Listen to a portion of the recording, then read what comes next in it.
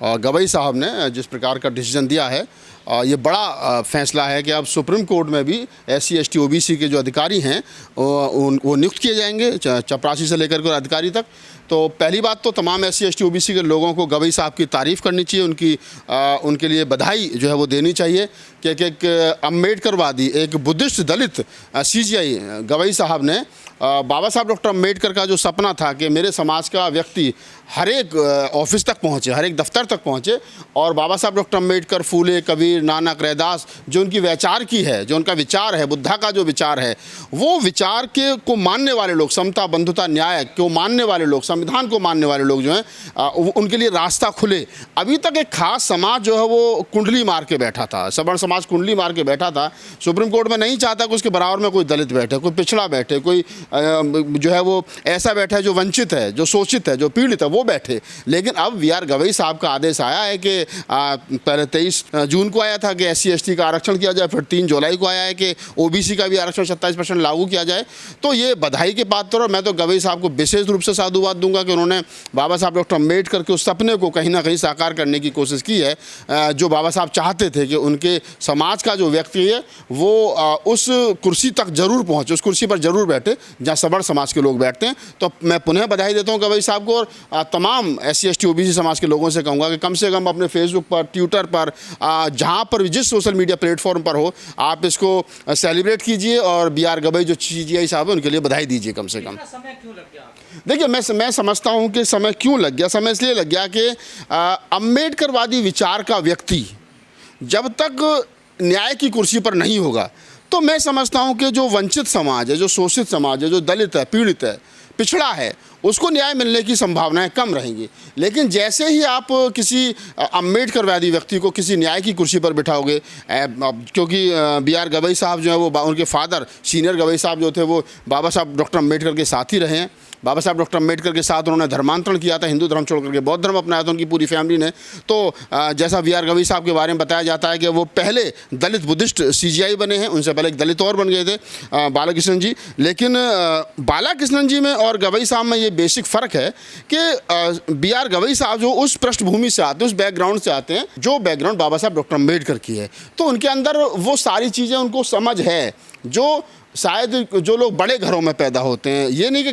गवई साहब एक गवर्नर के बेटे हैं या उनके फादर बहुत बड़े नेता रहे हैं महाराष्ट्र में, ऐसा तो है ही है, लेकिन उसके साथ साथ उनको वो ज़मीनी हकीकत भी पता है कि समाज का शोषण, SC ST OBC का शोषण कैसे हो रहा है, कौन लोग जो है वो कर रहे हैं, उसको कैसे काउंटर किया जा सकता है, कैसे रोका जा सकता है। तो कहीं ना कहीं BR गवई साहब ने, CGI साहब ने, उनकी तारीफ मैं इसलिए भी कर रहा हूँ कि उन्होंने उस सामाजिक न्याय की जो परिभाषा है उसको सही तरीके से परिभाषित करने का काम किया है और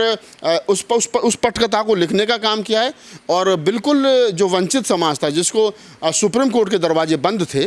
तो अब वो दरवाजे खुले हैं। हालांकि मेरिट के आधार पर हमारे लोग पहुंच रहे थे वहाँ पे, लेकिन अब एक फिक्स हो गया कि इतने तो कम से कम होंगे ही होंगे। तो 22.5% SC ST के और 27% OBC के, लगभग 49.5% SC ST OBC के सरकारी अधिकारी कर्मचारी, चपरासी से लेकर के अफसर तक, वहाँ आपको शेड्यूल कास्ट, शेड्यूल ट्राइब और OBC के मिलेंगे। और इसके लिए जो कदम BR गवई साहब ने उठाया वो बहुत ही प्रशंसनीय है, उनकी जितनी प्रशंसा की जरूरत नहीं कम है। फैसले के बाद अब लोग कह रहे हैं कि जुडिशरी में भी जो जज बनते हैं उनमें भी आरक्षण लागू होना चाहिए। नहीं, देखिए, वो बिल्कुल होना चाहिए, क्योंकि अब किसी भी समाज के आदमी को इतना कमज़ोर तो है नहीं। अगर आरक्षण होगा, BR गवई साहब तो अपनी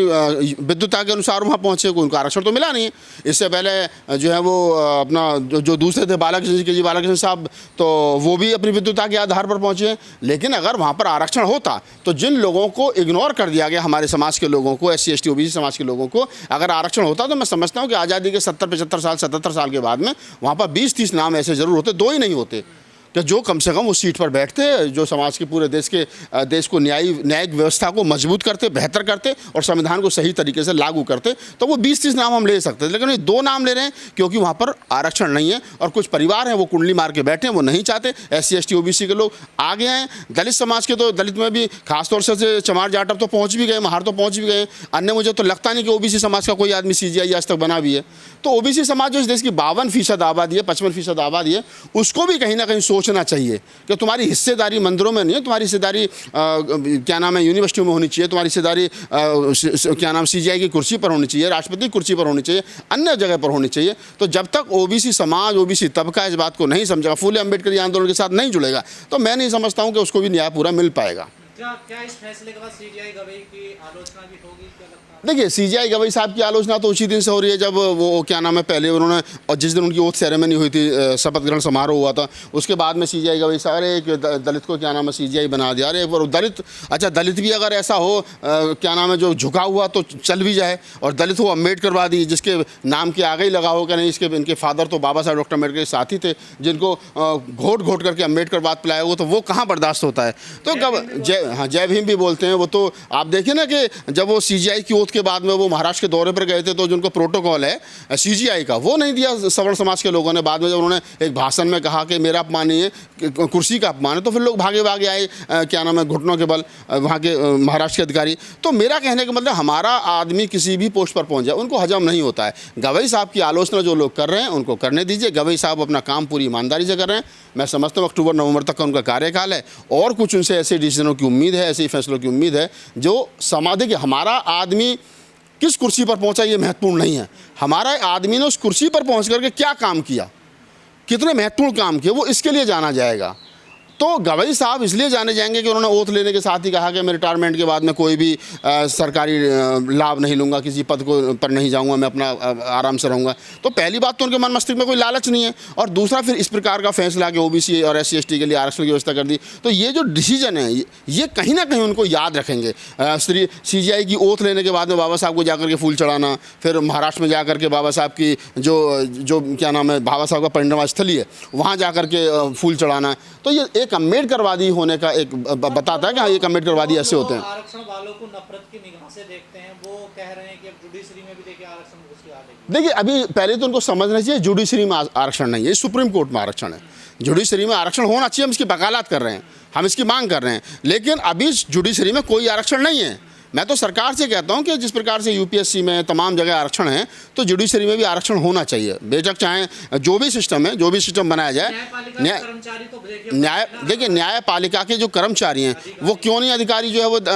भाई अब कोई चमार, कोई खट्टी, कोई पासी, कोई महार, कोई मीणा, कोई दुसाद, क्यों नहीं सुप्रीम कोर्ट में जो है वो CGI के नीचे बैठ करके CGI का जजमेंट लिखेगा? क्यों नहीं उनका वो जो है वो स्टेनो बनेगा? क्यों नहीं उसमें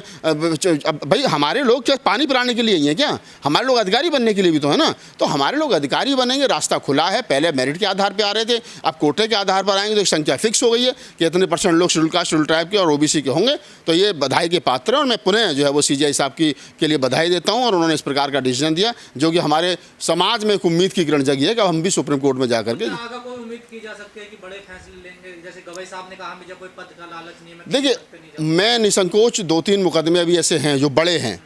वो उनके पास चल रहे हैं। निजी